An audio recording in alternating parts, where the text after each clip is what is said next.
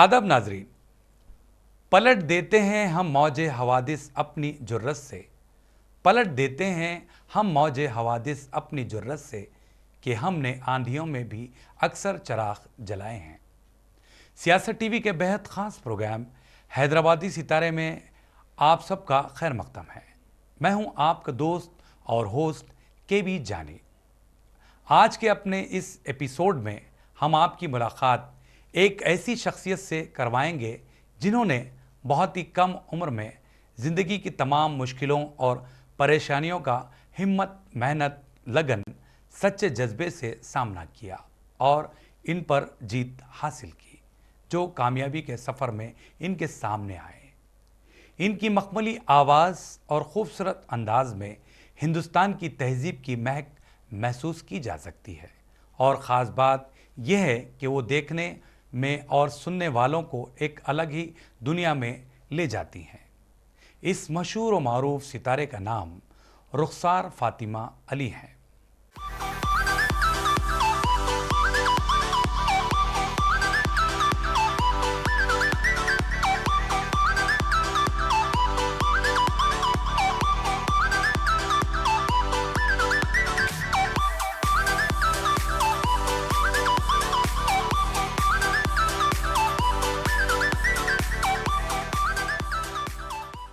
झारखंड से ताल्लुक़ रखने वाली रुखसार फातिमा अली की शख्सियत किसी तारुफ की मोहताज नहीं। झील सी गहरी आँखें, खूबसूरत पहनावा, जो पहचान और अक्कास है हिंदुस्तानी मुश्तरका तहजीब का।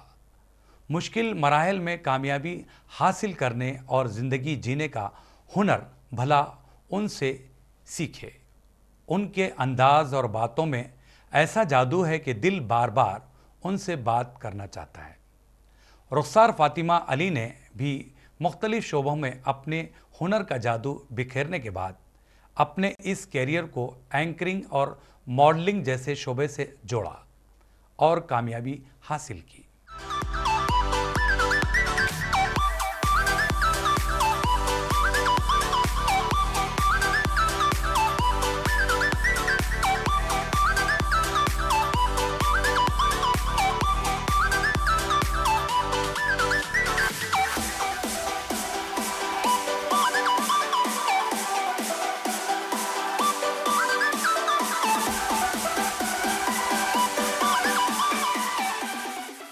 जिसमें लगन हो वो जिस मैदान में भी होते हैं, उनको इसमें कामयाबी की मिसाल बनने से कोई नहीं रोक सकता। शायद यही वजह है कि रुखसार फातिमा अली को भी ये सारी चीज़ें हासिल हो पाईं। मॉडलिंग में Mr and Mrs fashionist South India 2021 का खिताब हासिल किया। पंजाबी एल्बम सॉन्ग के अलावा वो तेलुगु के वेब सीरीज़ में भी अपनी अदाकारी के जौहर दिखाने वाली हैं, जो अनकरीब रिलीज़ होंगे। तो मुलाकात करते हैं रुखसार फातिमा अली से और जानते हैं उनके कैरियर की दास्तान खुद उनकी ज़ुबानी।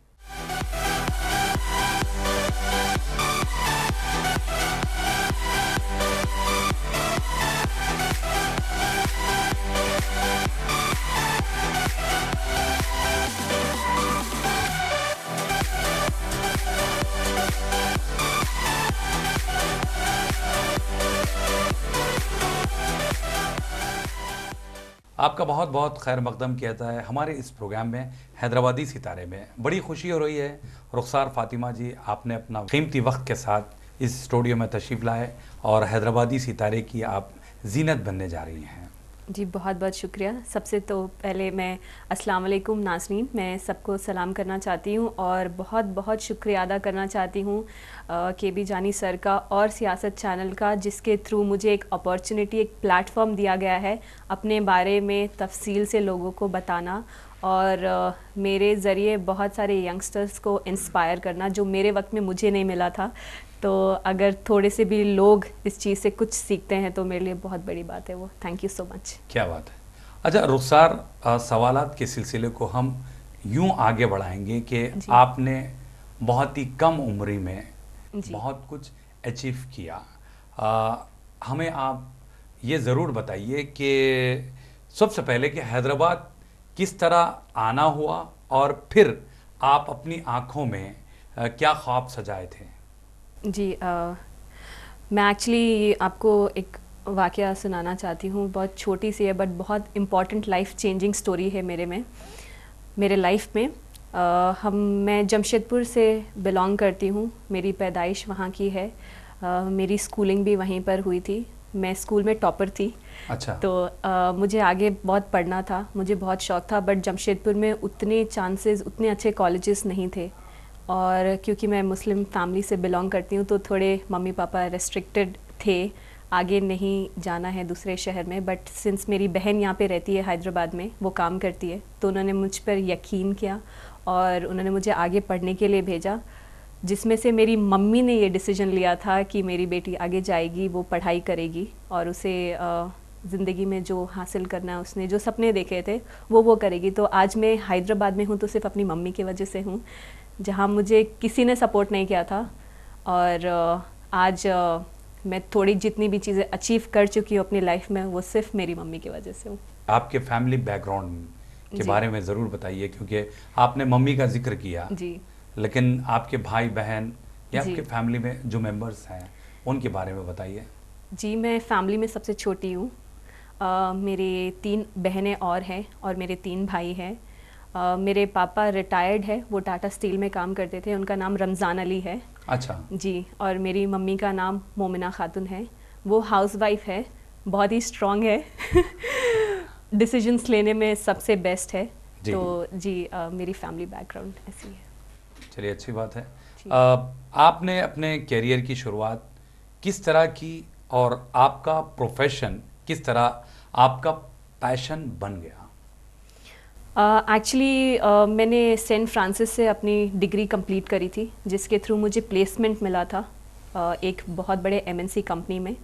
तो वहाँ पे मुझे जॉब मिला था, वहाँ पे मैंने अपने करियर की शुरुआत की थी। मैंने वहाँ 6 साल काम किया।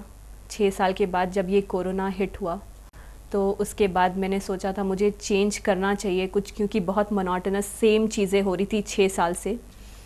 मैंने चेंज किया, मुझे मुंबई में जॉब मिला, ऑफ़र मिला जो कि बिल्कुल ही ऑपोजिट था। फाइनेंस सेक्टर से मैं स्क्रैप मेटल इंडस्ट्री में आई, जहाँ पे पूरे शिप्स रहते हैं, पोर्ट्स रहते हैं, जहाँ पे सिर्फ आदमी रहते हैं। मुझे वहाँ पे जॉब मिला। उसके बाद जब हमारा प्रोजेक्ट ख़त्म हुआ तो हम काफ़ी फ्री थे, तो मैंने सोचा था why not to try something else. मैं दूसरी चीज़ें भी ट्राई कर सकती हूँ, अपने अपॉर्चुनिटीज़ ढूंढ सकती हूँ, अपनी काबिलियत पहचान सकती हूँ कि मैं और क्या कर सकती हूँ।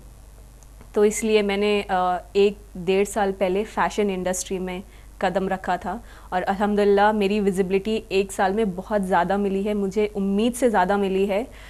मैं टोटली अपने हार्ड वर्क को ही पूरा क्रेडिट देना चाहूँगी, क्योंकि उसके अलावा तो कहीं भी कुछ भी हासिल नहीं कर सकते आप। सही बात जी। है। लेकिन कोरोना जैसी वबा ने जी बहुत सारे लोगों को बहुत ज़्यादा मुतासिर किया। जी कितने लोग बेरोजगार हुए, जी लेकिन कुछ लोग ऐसे भी थे कि इस वबा को चैलेंज के तौर पर लिया। जी आपके साथ भी ऐसा ही हुआ है ना? जी। हमारे नाजरीन को बताइए कि किस तरह आपने इस मुश्किल वक्त में जद्दोजहद की या स्ट्रगल किया, उस बारे में आप ज़रूर बताइए। जी, आपने जैसे बोला बहुत ही मुश्किल वक्त था सभी के लिए, सब लोग बहुत परेशान थे। अल्हम्दुलिल्लाह मुझे उतनी तकलीफ़ देखनी नहीं पड़ी अल्लाह के करम से, बट मैंने इस टाइम को एज अ चैलेंज लिया। मैंने फ़िटनेस में अपनी चीज़ें स्टार्ट करी, मैंने बहुत उसमें अचीव भी किया उस वक्त।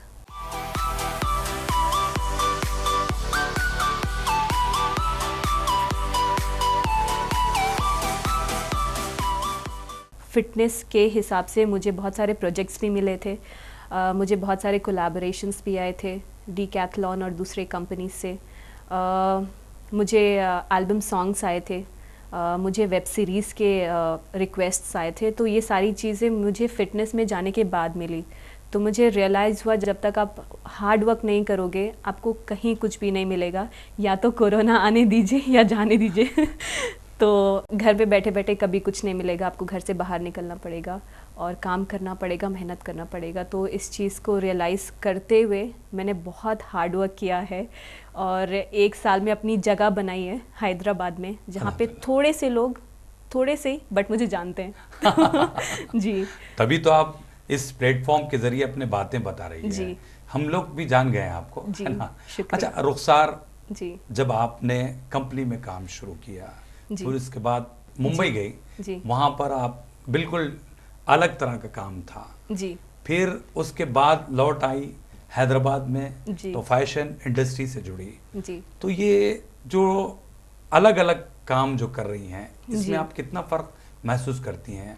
बहुत ही मुश्किल है अलग अलग जगह पे अलग अलग कश्ती में सवार होना। हर इंडस्ट्री का एक अपना एक्सपीरियंस है। जब मैंने कंपनी ज्वाइन की थी, एमएनसी कंपनी ज्वाइन की थी, तो मुझे कुछ नहीं आता था उस कंपनी में क्या होता है, कैसे होता है। मैंने सीखा था इवेंचुअली। मुझे बहुत सारे चीज़ें वहाँ पे सिखाई गई थी, जो कि बेसिक वर्क होता है, एक आपका बेसिक नेचर होता है जो डेवलप होता है। वहाँ से मुझे बहुत सारी चीज़ें सिखाई गई थी जो मैंने आगे जाके अपने करियर में यूज़ किया है। प्रोफेशनलिज्म, कैसे आप लोगों से बात करते हैं, अपना प्रेजेंटेशन कैसे दिया जाता है, आप लोगों से किस वक्त कहाँ और क्या बात करनी चाहिए। बहुत सारी बेसिक चीज़ें हमें सिखाई गई थी जो कि मुझे बहुत यूज़ हुई है आगे इंडस्ट्री में। और सेकंड जो मेरा स्क्रैप मेटल का था वो काफ़ी ही डिफरेंट था, बट मुझे भी वहाँ पे हेल्प हुआ है मेरे पहले वाली कंपनी से, क्योंकि मुझे प्रोजेक्ट संभालने में बहुत जो पूरी अंडरस्टैंडिंग होती है एक प्रोजेक्ट की, एक टीम वर्क की, तो वो मुझे ऑलरेडी आती थी। तो उसमें मैंने लेकिन काफ़ी सीखा भी है, क्योंकि मेटल स्क्रैप से मेरा दूर दूर तक कोई वास्ता नहीं है, शिप से मेरा दूर दूर तक, पोर्ट से दूर दूर तक कोई वास्ता नहीं था। बट वहाँ जाके मैंने वो सारी चीज़ें सीखी है जो चीज़ इंडिया में चल रही है, जो पॉलिसीज़ आती हैं, वो सारी चीज़ सीखने को मिली है जो सिर्फ आदमियों को मालूम होती है बेसिकली, और जो वो जिस इंडस्ट्री से रिलेट होते हैं उनको मालूम होती है। तो मुझे वो भी इंफॉर्मेशन हासिल हुई। फिर मैंने फ़ैशन इंडस्ट्री में अपना कदम रखा। उसके बाद मुझे यहाँ पे बहुत थोड़ी ज़्यादा तकलीफ़ हुई थी दोनों में से, क्योंकि पहले दो प्रोफेशनल थे बहुत, यहाँ पे आपको बहुत मल्टीपल लोग मिलते हैं, यहाँ पे मिक्स रहते हैं, कोई भी थोड़े प्रोफेशनल रहते हैं, थोड़े नहीं रहते हैं, तो आप लोगों को कैसे टैकल करते हैं, तो वो चीज़ मैंने यहाँ सीखा है। और सबसे बेस्ट जो आप सीख सकते हैं वो पेशेंस है। अगर आपके अंदर सब्र है तो आप कोई भी इंडस्ट्री में जाके आप रह सकते हैं। तो वो चीज़ मैंने सीखा। मेरे अंदर बहुत पेशेंस है। मैं बैठ के लोगों को घंटों घंटों तक सुन सकती हूँ और घंटों घंटों तक बात कर सकती हूँ।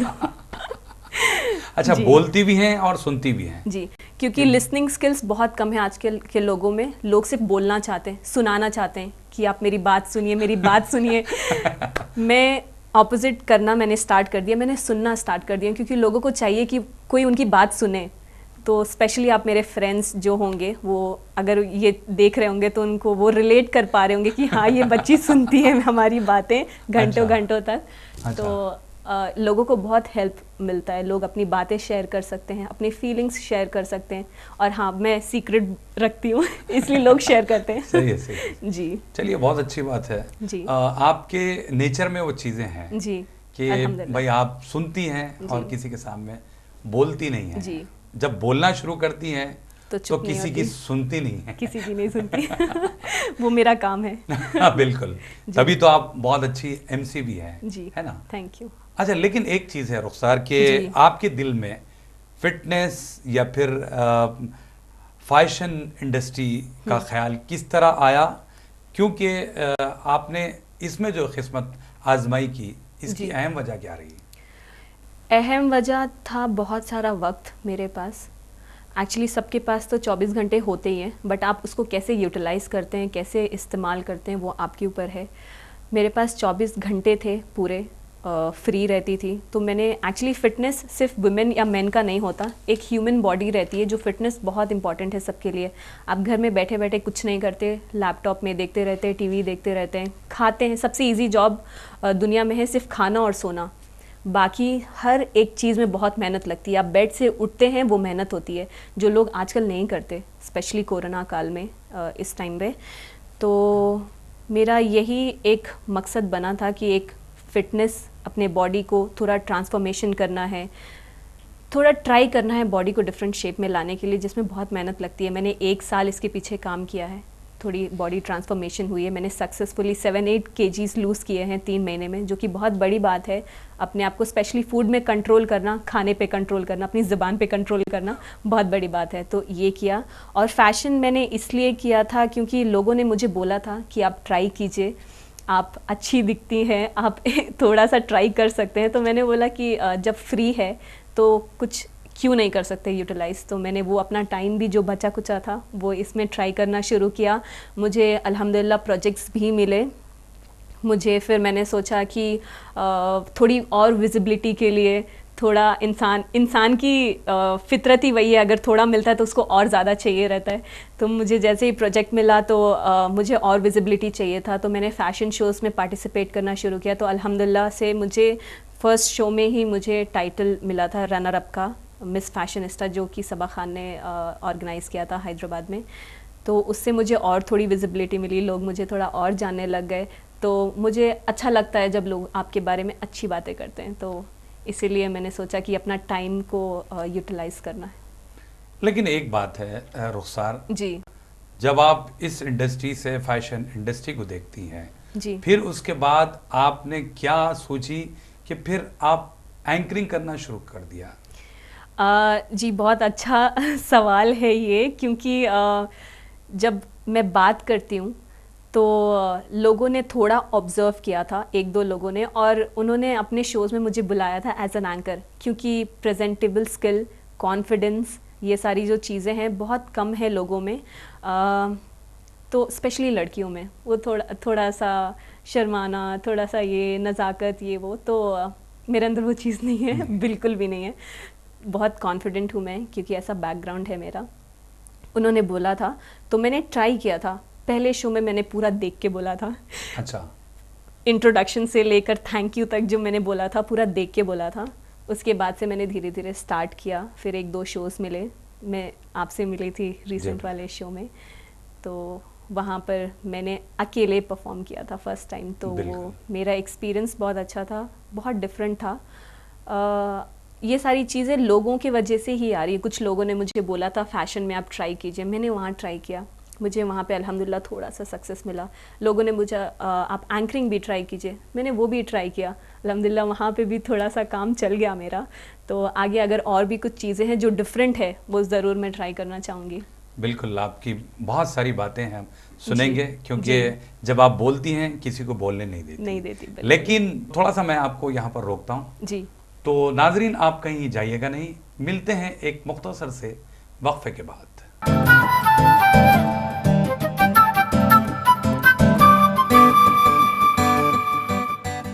नाजरीन, सियासत टीवी की ताज़ा तरीन ख़बरें, मुशायरे, मजहबी प्रोग्राम्स और दीगर तफरीही प्रोग्राम्स देखने के लिए आप हमारा मोबाइल ऐप प्ले स्टोर से डाउनलोड कर सकते हैं। इसके अलावा यूट्यूब और फेसबुक पर आप सियासत टीवी का राज टेलीकास्ट भी देख सकते हैं। यूट्यूब पर सियासत टीवी सब्सक्राइब करें और बेल आइकॉन पर क्लिक करें ताकि नए वीडियोस आप तक फौरी तौर पर पहुंच सकें।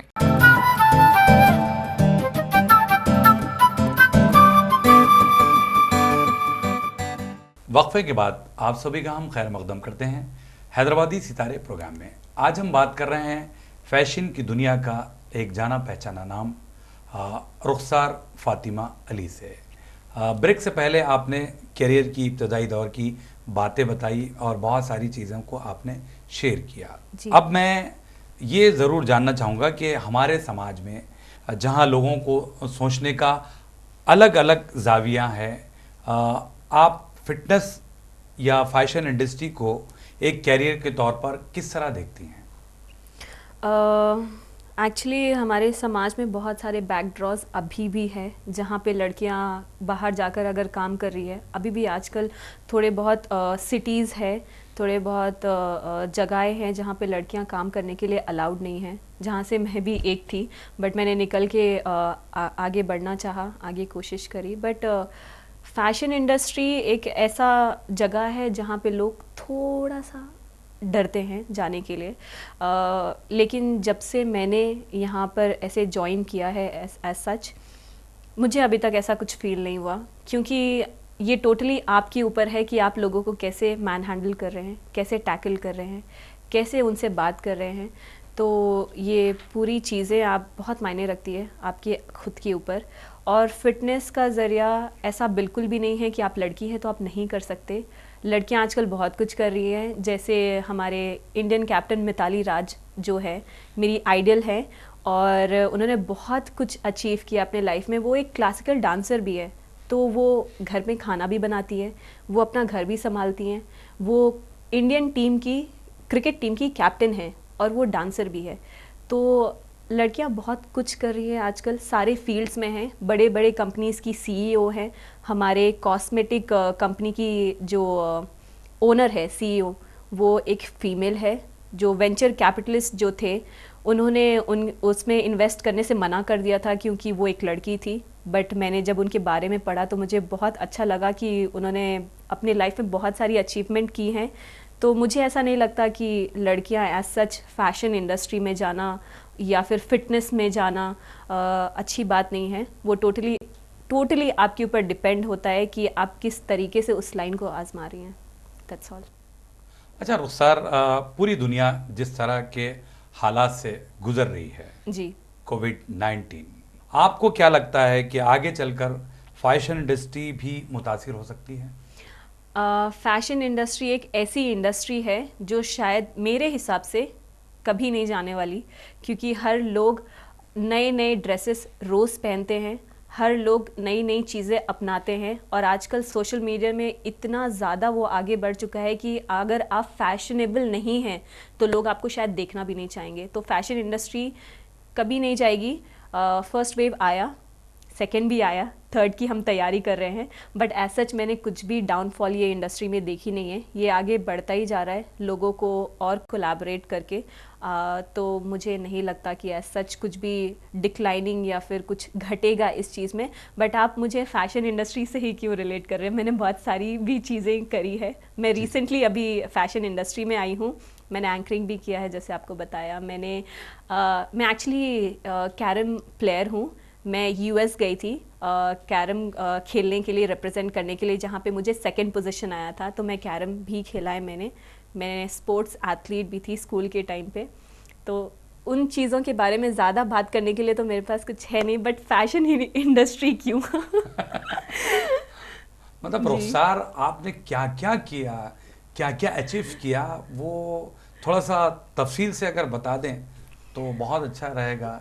क्योंकि देखिए, जहाँ तक तालीम का मामला है, तालीम में भी बहुत आगे रही आप जी, फिर स्पोर्ट्स में आगे रही जी, फिर फैशन इंडस्ट्री में आगे हैं, फिर आप एंकरिंग भी बखूबी करती हैं जी। तो और कोई चीज़ छुटी हुई है तो आप वो बता दीजिए। शायद छुटी हुई है जो चीज़ मैं डेफिनेटली करूँगी इंशाल्लाह आगे लाइफ में। तो हर एक चीज़ का वक्त होता है। जब पढ़ाई का वक्त था तो मैंने बहुत ज़ोरों शोरों से पढ़ाई करी।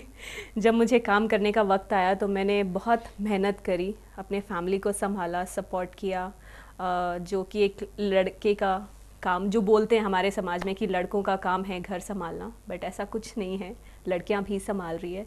मैंने घर भी संभाला, और जब मुझे फ्री टाइम मिला तो मैं फ़ैशन इंडस्ट्री में भी आई।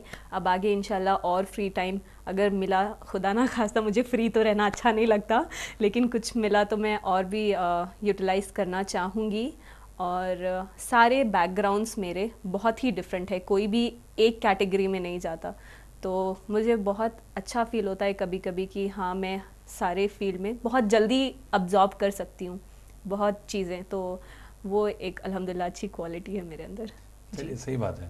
अच्छा रुखसार, इस इंडस्ट्री में आपने बहुत ही कम वक्त में अपने कदम जमा लिए। आपने पंजाबी एल्बम किया, तेरे हाथ विच मेरा हाथ वे मैनू जिंदगी च मिल जी, उसके बाद तेलुगु वेब सीरीज भी कर चुकी हैं जी, और उसके बाद आता है नंबर जेवरात या फिर कपड़ों का एड्स वगैरह जी, भी आपने किया। जी, तो एक सवाल यहाँ पर मैं जोड़ना चाहूँगा कि जी, आपको इतने सारे जो वर्सटाइल रोल्स में जी, पेश करना कितना डिफ़िकल्ट होता होगा? बहुत डिफ़िकल्ट होता है एक एक्टर के लिए सारे रोल्स में जाना। हर एक कैरेक्टर में घुसना बहुत इम्पॉर्टेंट होता है, वरना वो कैरेक्टर दिख के नहीं आता। और एक एक्टर की खासियत ही यही होती है कि जब तक आप उस रोल में घुस के उस कैरेक्टर को ना निभाए तो वो एक्टर नहीं कहलाता। स्पेशली मेरे लिए बहुत डिफ़िकल्ट था क्योंकि मैंने ये चीज़ सीखी नहीं है, मैं अपने लाइफ में ये पहली बार कर रही थी। मैं ट्राई करना चाह रही थी कि मैं ये कर सकती हूँ या नहीं, और अल्लाह के करम से वो चीज़ बहुत सक्सेसफुल हुई है। स्पेशली फ़ैशन इंडस्ट्री में और एक्टिंग में आपकी प्रेजेंटेशन देखी जाते हैं, आपकी लुक्स देखे जाते हैं, आपकी डायलॉग डिलीवरी प्रेजेंटेशन देखी जाती है। तो सिंस मैं बहुत थोड़ा सा कॉन्फिडेंस है मेरे अंदर, तो वो सारी चीज़ें और लुक्स है तो वो लोग पहले बुलाते थे। उसके बाद जब मैं डायलॉग डिलीवरी या फिर हमारा स्क्रीन टेस्ट होता था, फिर हमारी जो बातें होती थी, हम एक दूसरे को जानते थे लोग, तो उसके वजह से मेरा कनेक्शन और बढ़ता गया और लोग मुझे प्रोजेक्ट्स में बुलाने लगे। तो आई थिंक वो एक बहुत इम्पॉर्टेंट रोल होता है एक एक्टर की लाइफ में कि आपको बहुत वर्सेटाइल रहना पड़ेगा। आपको कब रोना है, कब खाना है, कैमरा से खेलना बहुत इम्पॉर्टेंट है। और सबसे बड़ी बात एक्टर के लिए ये होती है कि आपको कैमरे के सामने एक्टिंग नहीं करनी पड़ती। अच्छा, एक्टर को अगर वो एक्टिंग करने लगा तो फिर वो आप बिल्कुल फेल है उसके सामने। तो वो चीज़ मैंने एक सीखी थी, जो चीज़ मैं यूटिलाइज़ कर रही हूँ, तो वो काफ़ी फ़ायदेमंद रही है मेरे लिए। तो चलिए, बहुत अच्छी बात है जी। अभी मैं एक सवाल जानना चाहूँगा, वो कि आपने मुख्तलिफ इवेंट्स किए जी जिसमें आप होस्ट करती हैं और ख़ुद एतमादी के साथ बहुत ही कॉन्फिडेंट लेवल पे आप होस्ट करती हैं। जी एक एंकर के लिए जो होस्ट जी करती हैं, किन ख़ास बातों का ख्याल रखना चाहिए, उस बारे में बताइए। जी एंकर के तौर पर बहुत इम्पॉर्टेंट रहता है कि आप अपने अल्फाज कैसे चूज़ करते हैं, आप क्या बोलते हैं स्टेज पे, क्योंकि बड़ी तादाद में लोग आपको सुनते हैं वहाँ पे एक दो जन नहीं बैठते हैं, वहाँ पे 100, 200, 150, 50 लोग भी अगर बैठते हैं तो आपको सब सुनते हैं। तो आपका प्रेजेंटेशन स्किल्स, आपका कॉन्फिडेंस जो स्टेज में रहता है, आप जो बोल रहे हैं आप उस पर कितना बिलीव करते हैं, उस हिसाब से लोग आपको सुनते हैं। अगर आप कुछ बोल रहे हैं कि मैं बिलीव करती हूँ कि ऐसा होना चाहिए, अगर मैं खुद बिलीव नहीं करती हूँ तो वो ऐसा आएगा ही नहीं, उतना कॉन्फिडेंस से आएगा ही नहीं और लोग आपकी बातों पे बिलीव ही नहीं करेंगे। तो सबसे इम्पॉर्टेंट बात है कॉन्फिडेंस, स्टेज प्रेजेंस। और जो डर है, हमें डर बस इसी बात का रहता है कि हम क्या बोल दें, लोग हमारे बारे में क्या सोच रहे हैं, पीछे से लोग क्या बोल रहे हैं। वो चीज़ ऑलरेडी मेरे दिमाग से जा चुकी है क्योंकि बचपन से ही मैंने बहुत सारी चीज़ें सुनी हैं, घर पे, बाहर, और जो मैंने 6-7 साल काम किए हैं, तो इतनी सारी चीज़ें और एक्सपीरियंस हो चुका है कि मुझे अब इन चीज़ों से फ़र्क नहीं पड़ता। क्योंकि अगर आप सही हैं, आप कॉन्फिडेंट है तो लोग आपको सुनेंगे। अगर आप कॉन्फिडेंट खुद में नहीं है तो लोग, आप कितना भी 1 घंटे 1.5 घंटे भी बोल ले, लोग आपको सुनेंगे ही नहीं। तो वो बहुत इंपॉर्टेंट है आपके स्टेज में आने के लिए। चलिए, अच्छी बात है, लेकिन बड़ी अच्छी बात आपने ही कही कि भाई खुद एतमादी बहुत ज़रूरी है, बहुत कॉन्फिडेंस लेवल आपका बहुत ज़्यादा होना चाहिए जी। लेकिन कभी कभी ऐसे इवेंट्स होते हैं जहाँ पर आपको ऑडियंस सुन नहीं पाती या फिर बोलने नहीं देती, तब आपका रोल क्या रहेगा?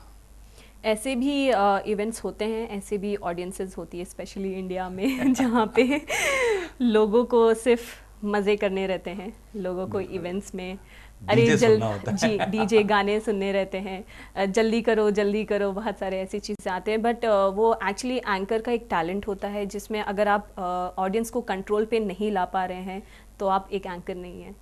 आपका काम ही वहाँ पे खड़े होकर लोगों को कंट्रोल में लाना है। तो फॉर एग्ज़ाम्पल अगर लोग चिल्ला रहे हैं जल्दी करो, तो हम कुछ ना कुछ गेम्स स्टार्ट कर देते हैं जो फिलर्स बोलते हैं हम एंकर के एक लैंग्वेज में, फिलर्स रहते हैं। तो वो सारी चीज़ें बहुत इंपॉर्टेंट है। स्पॉन्टेनियस होना बहुत इंपॉर्टेंट है। ऑन द स्पॉट आप क्या बोल रही हैं, आपको क्या बोलना चाहिए, लोग सुनना चाहते हैं, अगर आप वो बोल रहे हैं तो बहुत इंपॉर्टेंट है और लोगों को फिर मज़ा भी आने लगता है। आप कंट्रोल भी कर सकते हैं क्राउड, तो यही टैलेंट होता है एंकर का। चलिए, अच्छी बात है, ये तो बात आपने बजा फरमाई जी, क्योंकि हम भी जो इवेंट्स देखते हैं उसमें इस तरह की चीज़ें होती है जी, बहुत, और फिर हैंडल करना पड़ता है। तो अच्छा रुखसार, अभी आपने कैरियर में बहुत सारी चीज़ें आपने अचीव की, तो इन फ्यूचर जी एज ए एंकर या फिर फैशन इंडस्ट्री से ही या फिटनेस को लेकर ही आप आगे बढ़ेंगी, या फिर कुछ और करने का आप इरादा रखती हैं? उस बारे में हमें ज़रूर बताइए।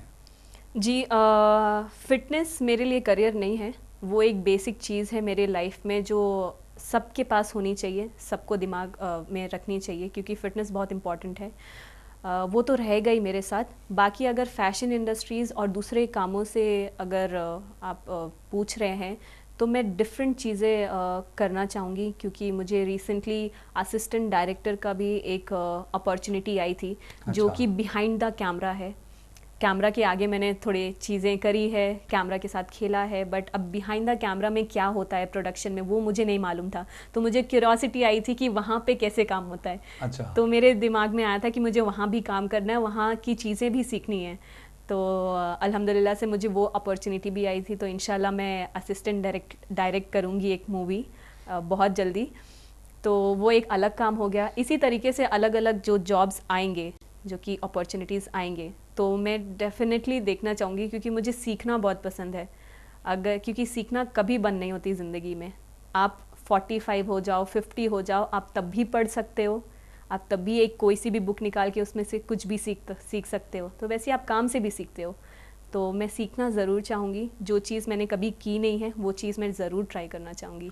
नहीं रुखसार, जब आपको एंकरिंग का बहुत सारे मौके आ रहे हैं जी और आप फिर फैशन इंडस्ट्री में भी अल्हम्दुलिल्लाह आपका काम चल रहा है, जी। फिर आपको ऐसी क्या सोची कि आप असिस्टेंट डायरेक्टर बनना चाहते हैं, फिर डायरेक्टर बनेंगे, फिर आखिर कहाँ पे जाके रुकेंगे?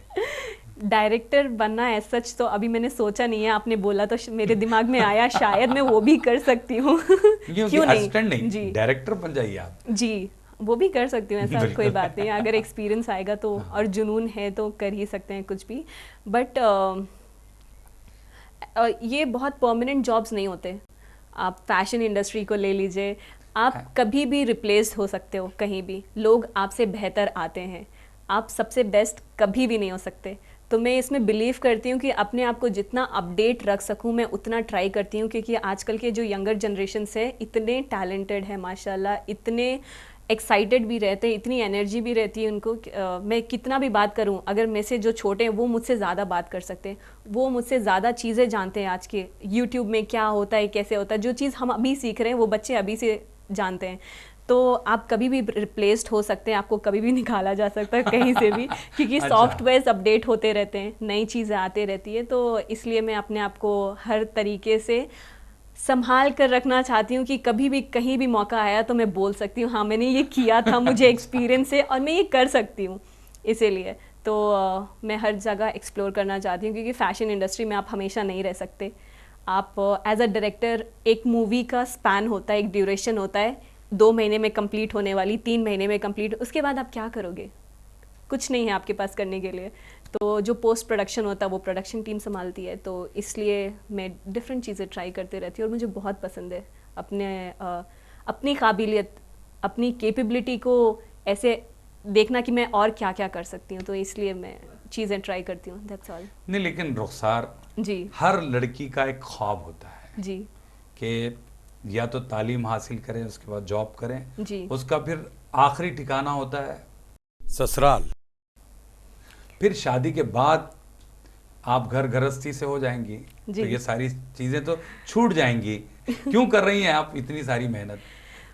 क्योंकि ज़िंदगी जीने के लिए मेहनत करना बहुत इम्पॉर्टेंट है। ऊपर वाले ने हमें पैदा ही मेहनत करने के लिए भेजा था। किसी को भी लेटे हुए रोटी मुंह तक नहीं आती, उसके लिए भी उठा के खाना पड़ता है, उसके लिए भी मेहनत करनी पड़ती है। और जहाँ तक आपने शादी की बात करी, but as a passion, as a career wise मुझे उससे कोई प्रॉब्लम नहीं है, क्योंकि अल्हम्दुलिल्लाह से जो मेरे इन लॉज हैं, मेरी इंगेजमेंट हो चुकी है। तो अल्हम्दुलिल्लाह जी, तो बहुत सपोर्टिव है। रिसेंटली एक कुछ सिचुएशन हुआ था मेरे शूट में, जब थोड़े सिचुएशंस आए थे, सीन्स थे जो जहाँ मेरी अपनी मम्मी, मेरे अपने डैडी, मेरे अपने फैमिली वालों ने सपोर्ट नहीं किया था, वहीं पे किसी और की मम्मी ने मुझे सपोर्ट किया था, उनकी मम्मी ने मुझे सपोर्ट किया था। तो वो कॉन्फिडेंस दिखता है उनके अंदर, वो मुझ पे कितना बिलीव करती हैं। अगर वो बिलीव करती हैं तो शायद मुझ में वो कैपेबिलिटी है। तो उसको ध्यान में रखते हुए मैं अपना करियर जो है वो बराबर रखना चाहूँगी। मैं शादी हो गई, बच्चे हो गए, उससे ज़िंदगी ख़त्म नहीं होती ना, उससे ज़िंदगी और बढ़ती है। उनके साथ मैं मिलके और कुछ करूँगी, ट्राई बिल्कुल, करूँगी सही इंशाल्लाह। बात जी चलिए, बहुत अच्छी बात है। जी।